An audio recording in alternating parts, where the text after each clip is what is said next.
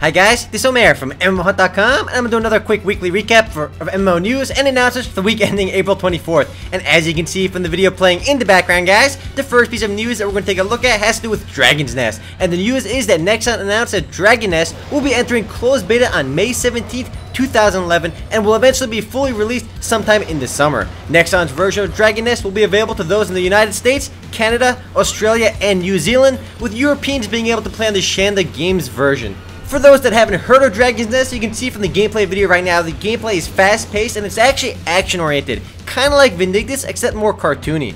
The closed beta itself will feature the 4 starting classes in the game: Archer, Cleric, Sorceress, Warrior, and it will have a level cap of 16. Now, Dragon's Nest itself is a pretty highly anticipated game, and it's a game that I look forward to trying when it actually comes out. The next bit of news, guys, is not nearly as exciting, and the news is that Kingdom Heroes launches a Zhao Shu expansion. I definitely said that wrong, Zhao Shu. The expansion for Kingdom Heroes itself launched on April 21st, 2011, and it raised the level cap from 150 all the way to 200, added new territories, gear, and weapons to the game. Also added with the update is a new siege weapon, the Phoenix Battery, as well as a new battlefield, the Palace of Eternal Happiness. For those that didn't know, Kingdom Heroes is a game published by Area Games. It's a 3D fantasy MMORPG with an interesting AFK leveling system. Yep, AFK leveling. Up next, guys, Perfect World Entertainment announced on April 18th, 2011, Aether Saga Odyssey, which is a major content update to Aether Saga Online, which will be launching on April 27th. The newest update will introduce a new game engine to Aether Saga, as well as a revised UI, which offers higher quality graphics, as well as other new features in the game. The pet system in the game will also be updated with new and unique pets. Also coming is a new race, along with 2 new playable classes, new starting areas, new quests, and more to do for higher level characters. Overall, it's a big content update for Aether Saga Online. And once again, players can expect the update to go live on April 27th. Up next, guys, around April 20th, G-Potato announced the latest expansion pack to Iris Online called Tears of Arcana. The Tears of Arcana, or Arcana, however you want to say it, will be launching sometime this May. And the update will add a new forging system that allows players to create epic items, as well as an accessory upgrading system, flying mounts, 3 new maps, including 1 elite map, and will raise the level cap to 65. Plus, you can also expect 2 weeks of events going on beginning April 20th. And in case you're curious, this is an old Iris Online video for the Korean version of the game. I couldn't find a good gameplay video to use, so I just used this one. Next up, guys, is an update for Shot Online, which launched on April 20th, 2011, and the major update for Shot Online adds a bunch of new things to the game, including a new ladder ranking system in the game, as well as new anti-aliasing and anti-strophic filtering options, which improve the game's graphics. Players can also now trade avatar cards in the game. The update actually isn't that big, but the new and improved graphics is definitely worth looking into. You may not think much about Shot Online, guys, but the game is actually fairly popular. Next up, guys, on April 26, 2011, Atlantic Online will receive a large update, actually a 3 Kingdoms themed update on April 26th.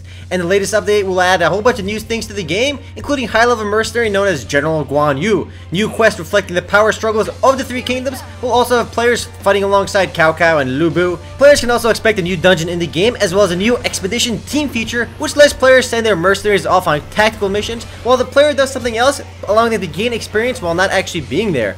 And once again, this update will go live on April 26th. Up next, guys, Vindictus launches Titanic Shift update, which is actually a small update to the game, which introduces a new game mode called the Labyrinth, which is now available via the exploration dock in Kolhan for mercenaries level 23+. Completing these Labyrinth missions reward players with titles, equipment sets, and other rare exclusive items. Along with the update, those with the fastest completion times for the Labyrinth missions up until April 29th will also earn bonus points. Plus, you can also look forward to several Easter events on Vindictus.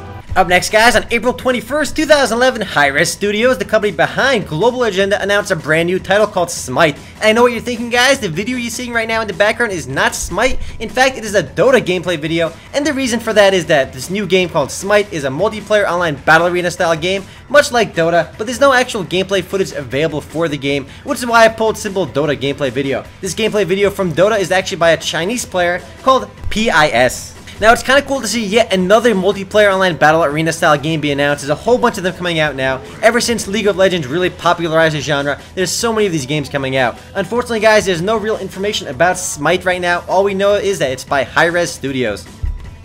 The next bit of news, guys, is from 12 Sky 2, and the news came on April 21st, 2011, and Area Games behind the 12 Sky 2 launches a new Warzone update for the game. Featured in the update is the Outpost Ruins, a new Warzone in the game that supports up to 400 players in a faction free-for-all instance battle. 100 players from each faction can compete for up to 15 minutes in this new Warzone. Now, it's not a major new update, but it's an update nonetheless. Also included in this update is the new ability to gift CPs through CP charms in the game, new Hanbok clothing, and a special new cape for high-level players. And in case you're wondering, this is a CGI trailer for the game, not an actual gameplay trailer, and the Warzone update is already live in the game.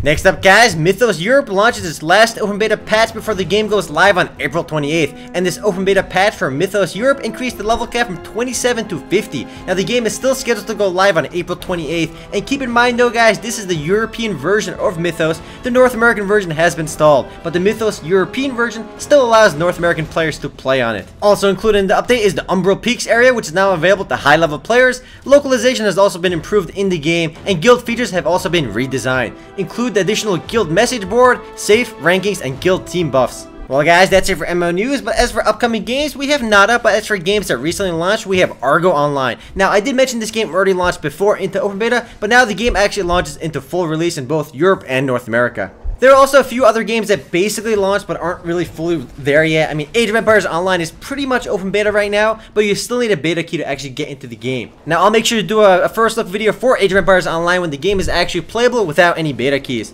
Well guys, that's really it for MMO news and announcements this week. A few other things you should look forward to is there's a lot of Easter events going on in MMORPGs nowadays, so definitely take advantage of those.